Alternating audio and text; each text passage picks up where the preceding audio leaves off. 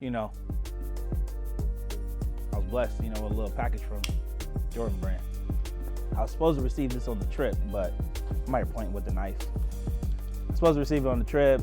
You know, days were kind of crazy, but thanks Jordan for blessing the old boy. Oh yeah!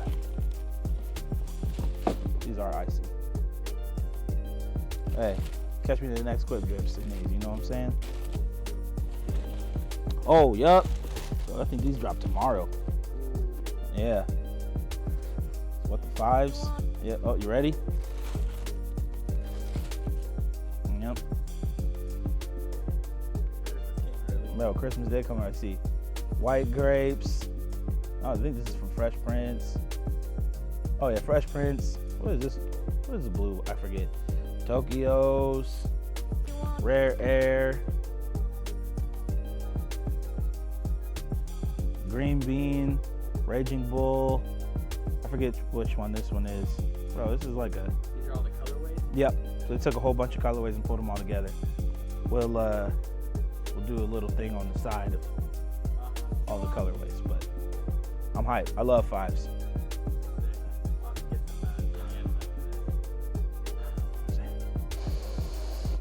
There you go.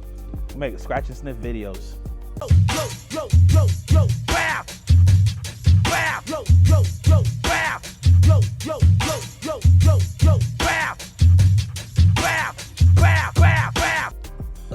Y'all ready to talk about this trip? Let's get into it. What y'all want to know? Let's see. What are some things that people ask a lot? Did I have a good time? Yeah, I did. Of course, it was fantastic. Don't judge my shirt being dirty. I also still work day to day, so you might get a little milk stains from some lattes and whatnot, some burlap all over, but whatever. Man, a lot of stuff happened. You know, did I get beat up in the middle of America? Absolutely not. Everybody in the middle of America actually was extremely nice.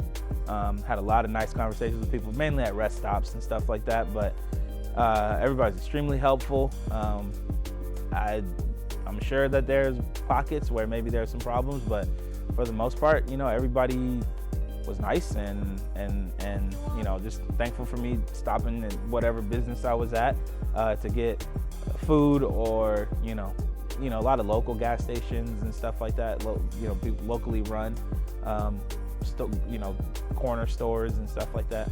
I would love to do this whole thing again and actually just stop at rest stops and just have conversations with people and just, you know, give coffee away for free. So if there's a company out there that is trying to support that, let me know, because I will go. I would do that. I think that'd be an awesome opportunity just to get out there, and you know, coffee can really break down some walls and some barriers. So, what was my favorite stop? I think my favorite stop was, I really enjoyed Phoenix. Shout out to the people at Manor, Jeremy, and the whole team over there. I think we had posted it the day before. Phoenix knew that we were coming because it was on the list. We posted where we were going to be at and what time the day before, and there were at least 150 people in Phoenix. Really enjoyed the hotel I stayed at, the Arrive Hotel. I wish there was Arrives everywhere. Super nice hotel. I actually ended up extending my stay and leaving Phoenix a little bit late just because I had such a good time chilling. But I would say that Phoenix was, from the car perspective, Phoenix and LA, the best events that we had. And then, but just as my time there, I really enjoyed Houston. I got some time to spend. I was able to spend time with team over at the Tipping Point with my homie Tasha, who runs Her Grails, and honestly, I was there for like 5 days, and we just had a lot of, instead of going out to eat, we made food a lot. So we all got to contribute. We all got to just sit around the table, and it was really nice, and I'm thankful. I'm also thankful I didn't get sick. You know what I'm saying? I didn't get no COVID. I didn't get just regular sick either. You know, it's flu season and long days and whatnot, but I really did, you know, self-care is not a game. I didn't drive at night whenever it was possible. I tried to stop driving by like 8 or 9 o'clock. Drank a lot of water, a lot of sunflower seeds, but I also wanted to a lot of people say they find enjoyment in driving and then just like getting out and then road tripping, and I don't like driving. I don't like to drive to work, and it takes me like 8 minutes, especially with traffic and like all the, you're not supposed to text. You can't text while you drive. Like, I even hate wearing my seatbelt. Like, I just hate driving, and I really wanted to just understand why people enjoy it, and now I completely get it. Like, you just get a chance to just be with yourself or with friends, but for me, I was just by myself for 91% of the trip, and I just got a chance to just chill and talk on the phone a little bit, listen to some music, started listening to podcasts. Like, I listened to 2 podcasts.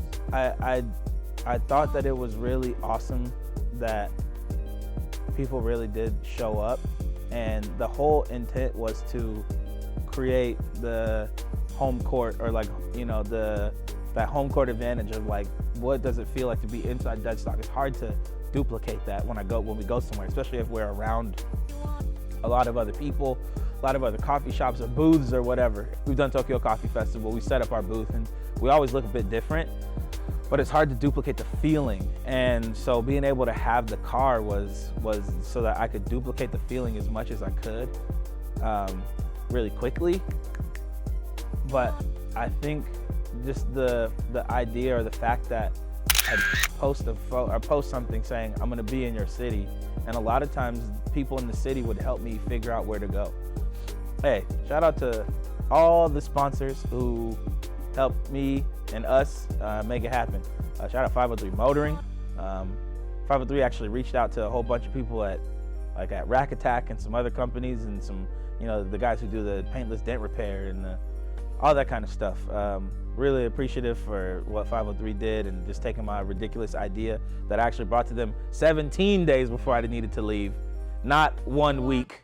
It was way longer, but it doesn't really matter, because with all that said, we actually just mainly built the car in like 3 days.